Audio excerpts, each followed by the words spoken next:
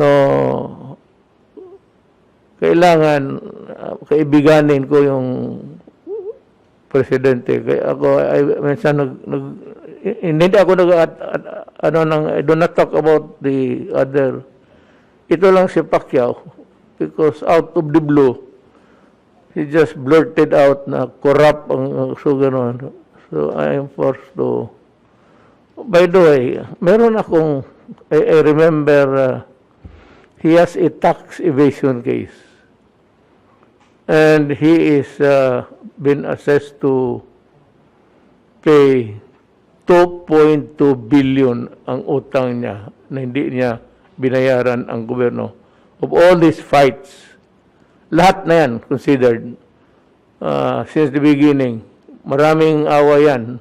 Ang bilyong kinita niya. But isang fight niya, 2.2 billion, kukunin ng BIR yan.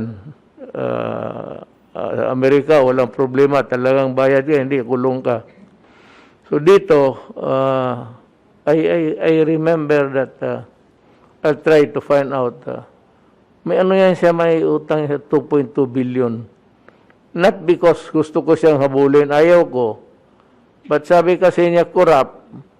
Di, kung corrupt kami, di, ikaw, when you cheat government, you are a corrupt official.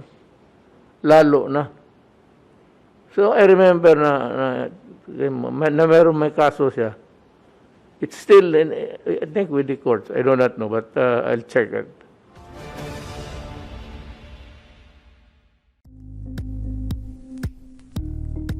Thank you for watching Politico TV. Please like and subscribe to our channel for more videos.